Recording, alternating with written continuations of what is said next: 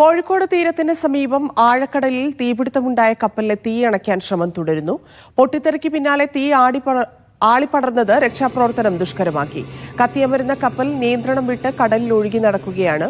സമീപത്തുള്ള മറ്റ് കപ്പലുകൾക്കും ജാഗ്രതാ നിർദ്ദേശം നൽകിയിട്ടുണ്ട്. കപ്പൽ പൂർണ്ണമായും തീ വിഴുങ്ങുന്ന അവസ്ഥയിലാണെന്ന് കോസ്റ്റ് ഗാർഡ് വൃത്തങ്ങൾ പറയുന്നു. രക്ഷപ്പെട്ട 18 പേരെയും കൊണ്ട് INS സൂറത്ത് അല്പസമയത്തിനകം മംഗളൂരുവിലെത്തിയേക്കും.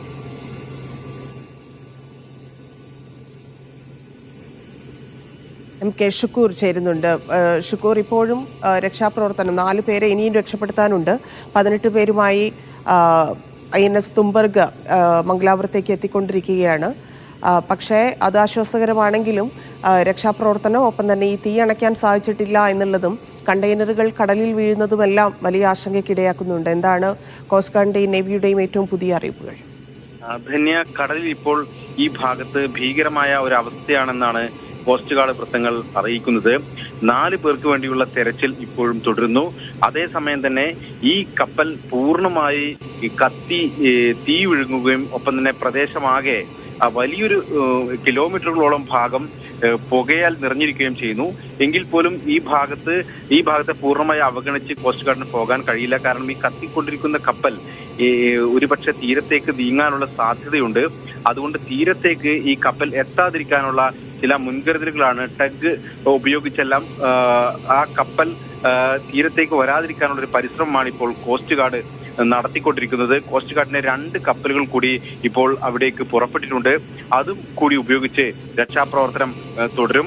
ഒപ്പം തന്നെ ഈ പ്രദേശത്ത് കൂടി പോകുന്ന മറ്റ് കപ്പലുകൾക്ക് ഒരു ജാഗ്രതാ മുന്നറിയിപ്പ് കൂടി നൽകുന്നുണ്ട്. എന്തായാലും ഈ രക്ഷാപ്രവർത്തനം ദീർഘസമയത്തേക്ക് തുടരേണ്ടി വരുന്ന ഒരു അവസ്ഥയാണുള്ളത്. ഈ കണ്ടെയ്നറുകളെല്ലാം തന്നെ കടലിൽ വീണ കണ്ടെയ്നറുകൾ അടുത്ത 2 ദിവസത്തിനകം തീരത്ത് എത്താനുള്ള സാധ്യതയുണ്ട്.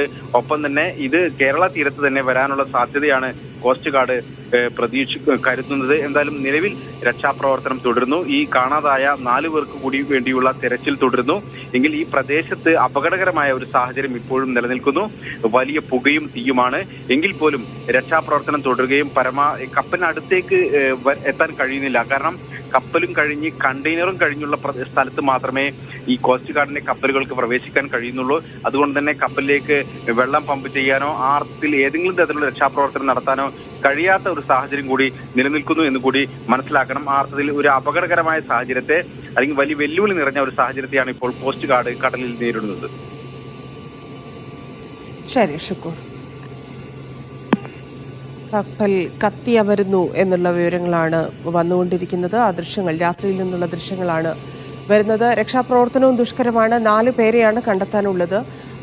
അതിനെക്കുറിച്ചുള്ള വിവരങ്ങളും ലഭ്യമായിട്ടില്ല. കാരണം കപ്പലിലേക്ക് എത്തി തെരച്ചിൽ നടത്താനൊക്കെയുള്ള ബുദ്ധിമുട്ട് അത് സ്വാഭാവികമായിട്ടും ഇത്രയധികം കത്തിയമരുന്ന സാഹചര്യത്തിൽ അതിനടുത്തേക്ക് പോലും അടുക്കാൻ കഴിയാത്ത സാഹചര്യമാണുള്ളത്. നേരത്തെ തന്നെ INS ഇവരെ രക്ഷപ്പെടുത്താൻ വേണ്ടി 18 പേരെ മംഗളൂരുവിലേക്ക് കൊണ്ടുവരാൻ വേണ്ടി പോയ INS സൂറത്തും അടുത്തേക്ക് എത്താൻ കഴിഞ്ഞിരുന്നില്ല. ചെറിയ ബോട്ടുകളിലെ ഇവരെ രക്ഷപ്പെടുത്തി ഷിപ്പിലേക്ക് എത്തിക്കുകയായിരുന്നു എന്നാണ് അറിയാൻ സാധിക്കുന്നത്. ഹെലികോപ്റ്ററിന് അടുക്കാൻ സാധിക്കുന്നില്ല. അതുകൊണ്ട് തന്നെ എയർലിഫ്റ്റ് ചെയ്യാനുള്ള സംവിധാനവും